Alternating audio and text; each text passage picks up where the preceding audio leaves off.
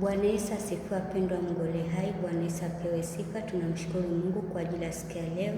Tunaenda kujifundisha neno la Mungu na tuombe. Baba yetu ule mbinguni, jina lako litukuzwe, ufalme wako uje, mapenzi yakatimie hapa duniani kama uko mbinguni. Utupe leo riziki yetu, samehe deni wetu kama sisi nasi twasamehe deni wetu, usitutie majaribuni, lakini utuokoe ule mwovu, kwa kuwa ufalme ni wako na nguvu na utukufu hata milele. Amina. Baba, tunasema ni asante kwa ajili ya siku ya leo Bwana. Asante kwa ukombozi, asante kwa uzima, asante kwa afya njema. Asante Baba kwa kila mmoja ambao umemwezesha siku ya leo kuweza kusikiliza neno lako. Baba, ninakushukuru kwa matendo makubwa ambayo umetenda katika maisha yetu. Tunanyenyekea chini ya miguu yako, tunaomba toba na msamaha. Bwana tusamehe, tuoshe Bwana, tutakase kwa damu yako Kristo, takasa akili zetu na mawazo yetu.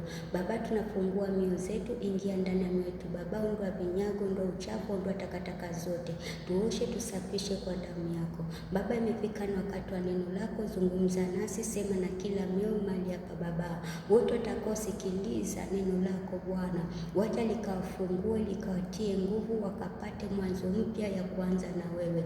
Pingamizi Yesu ondoa, maroko changanyikiwa Baba ondoa, katika jina la Yesu Kristo. Bwana Yesu, nitumie jinsi upendavyo, mimi na Roho Mtakatifu ndani yangu Bwana, niongoze. Isiwe mimi nanena, bali kwa Yesu nanena nasi, nena na watu wako, nena na kanisa lako Baba. Nasema ni asante, maana umetenda.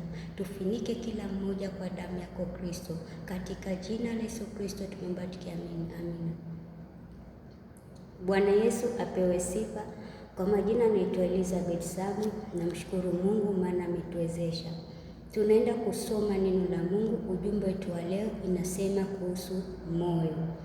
Moyo ambao tunazungumzia ni moyo wa mwanadamu, na ndani ya moyo kuna mambo mengi yanafanyika.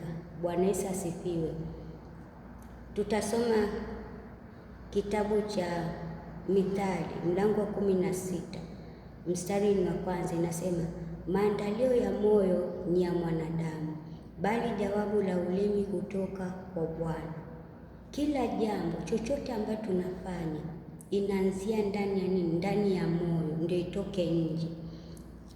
Tukisoma Mithali mlango wa 4 mstari wa 23 inasema, linda moyo wako kuliko yote uyalindayo, maana ndiko zitokako chemichemi za uzima. Mungu hapa anatuambia kwamba tulinde mioyo zetu kuliko vitu vingine, maana ndani ya moyo kuna chemchemi ya uzima.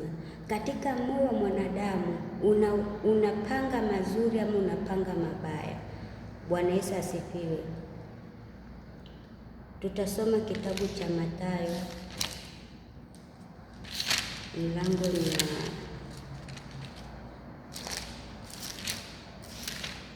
Mathayo mlango wa 5 mstari wa 8. Na kila mmoja inapoumilio Biblia yako ili Mungu akusaidie upate kuelewa neno. Mathayo mtakatifu mlango wa 5 mstari wa 8 nasema, heri wenye moyo safi, maana hao watamuona Mungu. Mioyo yetu ikiwa safi tutamuona Mungu. Bwana Yesu asifiwe. Moyo wako ikiwa ndani ya Kristo utafanya nini? Utamuona Mungu.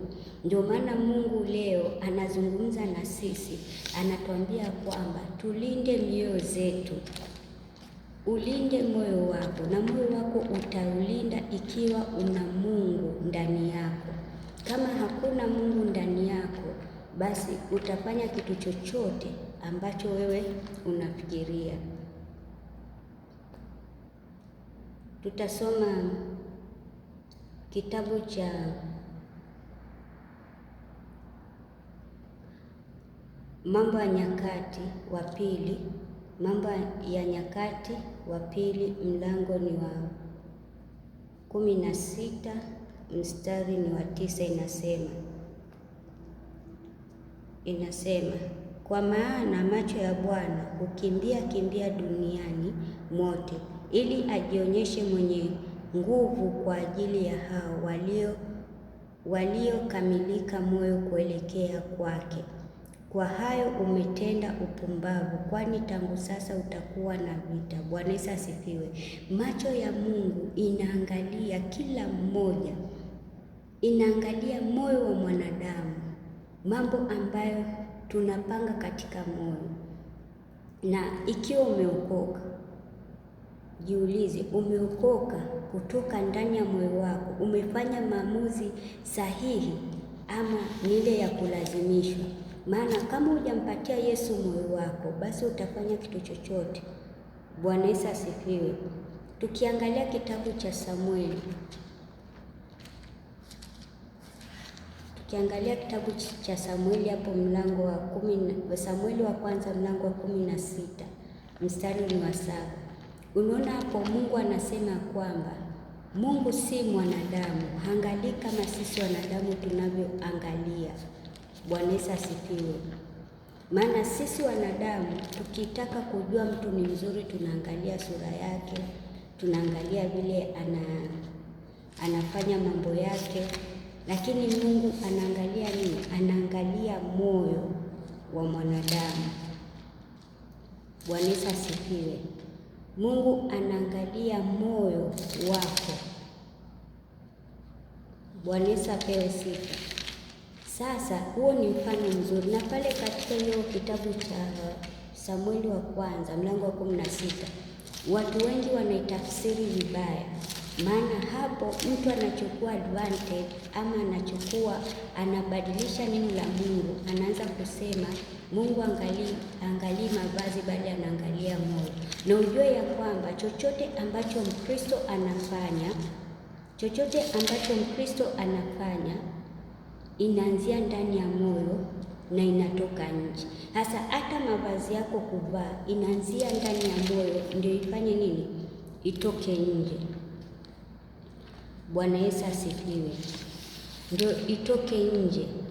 Tuangalie hapo mfano mmoja katika Wafalme wa kwanza mlango wa 15 mstari wa 9 hadi 15 inasema, mstari wa 9 inasema, mwaka wa 20 wa Yeroboamu mfalme wa Israeli, Asa alianza kutawala juu ya Yuda, akatawala miaka 41 huko Yerusalemu, na jina la mamaye aliitwa Maaka binti Absalomu. 11. Basi Asa akafanya yaliyo mema machoni pa Mungu kama alivyofanya babaye Daudi. Akawafukuza Mahaniti katika nchi, akaziondoa sanamu zote walizozifanya baba zake. Hata na Maaka mamaye akamwondolea daraja yake asiwe malkia, kwa kuwa amefanya sanamu ya kuchukiza kwa Ashera. Basi Asa akaikata sanamu yake, akaiteketeza penye kijito cha Kidroni. Mstari wa 14. Lakini mahali pa juu hapakuondoshwa, ila moyo wake Asa ulikuwa mkamilifu kwa Bwana siku zake zote. Bwana Yesu asifiwe. Hapa tunaona mfano mzuri. Huyu mfalme Asa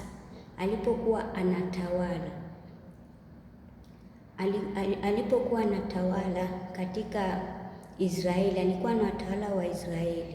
Sasa mamaye ambaye anaitwa Maaka alikuwa mtu mwenye anaabudu miungu, kwa sababu moyo wa Asa ilikuwa inampenda Mungu, inamwabudu Mungu katika roho na kweli, akaondoa zile miungu.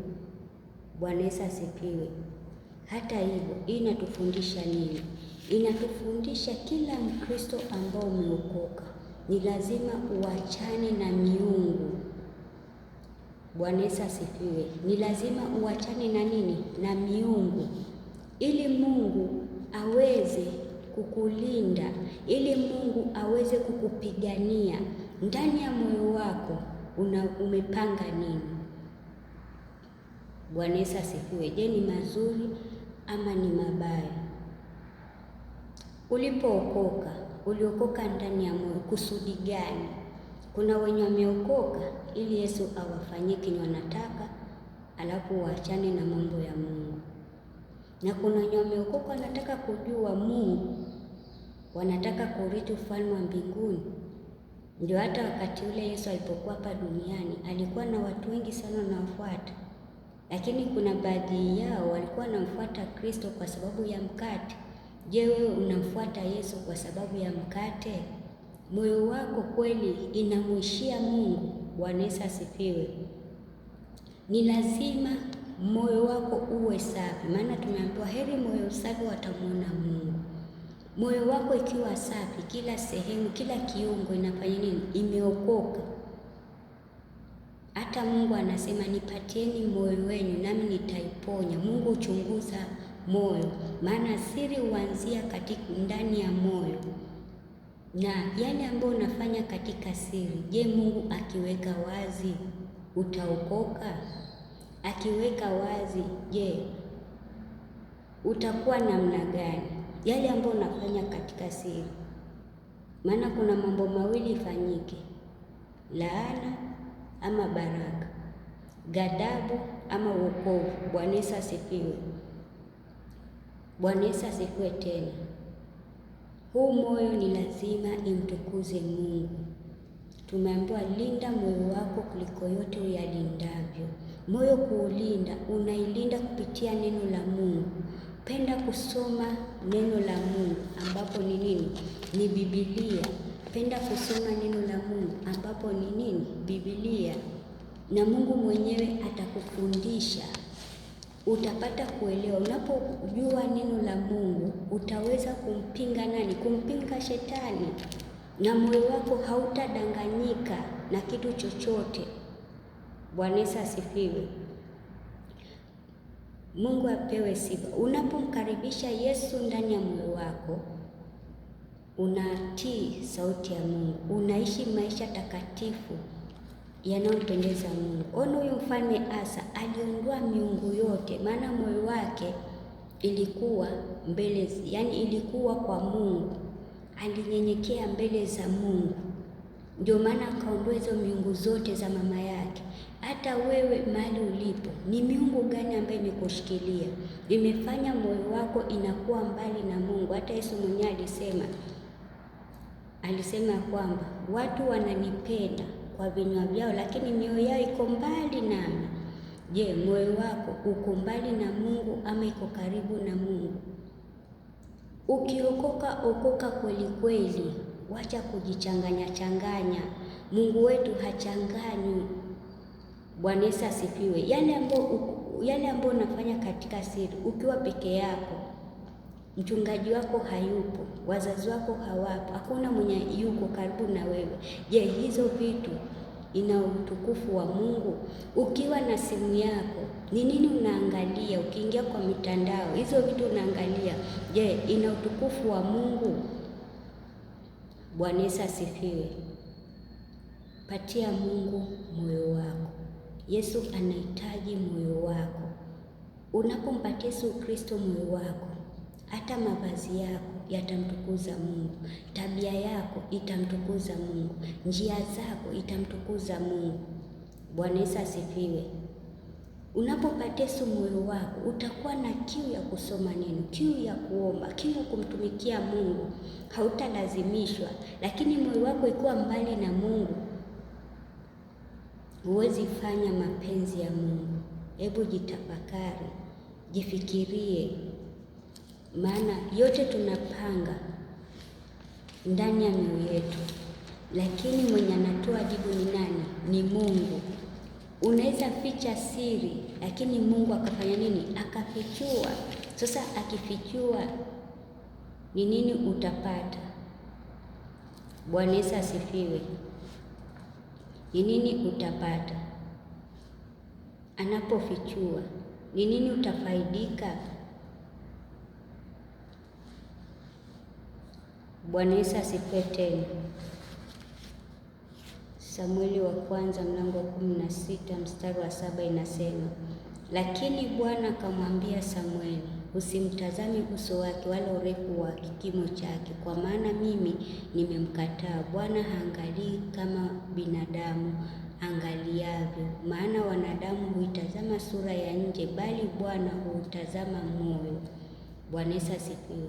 Mungu anatazama moyo wako. Unapoenda mbele za Mungu kumlilia, Mungu anaangalia kweli huyu ananiabudu katika roho na kweli, ama ana biashara zake zingine. Tuachane na dhambi wapendwa. Achana na kitu chochote ambacho unakifanya. Tuache tabia chafu mpendwa. Patia Yesu moyo wako. Mtu anapookoka, unapomkiri Kristo, sasa Kristo anapoingia ndani yako kwa sababu umemkiri, you belong to Jesus. Wewe sasa ni wa Yesu. Yesu ndiye anakaa ndani yako, ndiye anakuongoza, na wewe unakaa ndani ya Yesu. Hasa huu mwili ni mwili ambaye Yesu ndiye anautawala, si wewe. Bwana Yesu asifiwe. Huwezi fanya chochote kenye unataka, unafanya vile Mungu anataka, na chochote unachofanya unafanya kwa ajili ya nani? Kwa ajili ya utukufu wa Mungu peke yake. Patia Mungu moyo wako, patia Mungu moyo wako. Unaposoma neno la Mungu, hautachanganyikiwa. Bwana Yesu asifiwe. Unaposoma neno la Mungu, hakuna mwenye atakuchanganya, kwa sababu unajua neno, utampinga shetani. Hebu kila mmoja ajichunguze moyo wake. Je, uko kwa Mungu? Nasema nampenda Mungu. Unafanya yaliyo mapenzi ya Mungu? Bwana Yesu asifiwe. Tumrudie Mungu. Yesu anakupenda. Mrudie Mungu, jitafakari. Usiwe Mkristo bandia, kuwa Mkristo kweli kweli. Maana ukiwa tu Mkristo hivi, mwisho wake utakupata hasara. Ndio maana Mungu akasema ulinde moyo wako kuliko yote uyalindayo. Jiulize, vile umeokoka ni kitu gani utapata? Faida gani utapata? Na ujiulize, nimeokoka, huyu Yesu ni nani? Ukimjua Yesu ni nani ndani ya maisha yako, hakuna kitu ambacho kitakutenganisha na upendo wa Yesu Kristo. Bwana Yesu asifiwe. Maana unatambua nguvu za Mungu anafanya ndani ya maisha ya mwanadamu. Unatambua Yesu ni nani katika maisha yako. Bwana Yesu asifiwe. Mtafute Mungu, patie Yesu moyo wako, patie Yesu moyo wako. Kila jambo mhusishe Mungu, njia zako mpatie Mungu. Moyo ikijaa neno la Mungu, kila kitu kiko sawa, kila kitu itakuwa na utakatifu. Ndio maana inafaa macho yetu yokoke, kinywa chetu kiokoke, miguu yetu yokoke, kwa sababu moyo imejaa neno la Mungu. Moyo inaishi Yesu hapo ndani. Bwana Yesu asifiwe. Wacha tuongozwe na Mungu, tuongozwe na Roho Mtakatifu. Wewe jifikirie, umpatie Yesu moyo wako na Mungu akutengeneze. Kubali kutengenezwa na Mungu, maana Yesu alikufa kwa ajili yangu na yako. Patia Yesu moyo wako. Yesu akushughulikie. Yesu peke yake ndiye awezaye kuiponya moyo wa mwanadamu. Bwana Yesu asifiwe. Asante Mungu wangu, ni Mungu unastahili, unaweza. Baba, umenena nasi. Baba, tusaidie wote ambao wamesikiliza neno lako. Acha tukupatie moyo wetu mbele zako Bwana.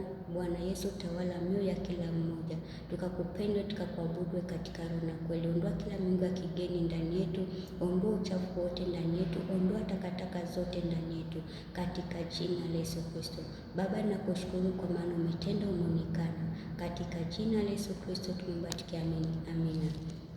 Wapendwa wa Mungu, kama una Biblia, fanya bidii ununue Biblia yako, maana tuko nyakati za mwisho, na kuna nyakati ambazo hizi Biblia utatafuta utakosa.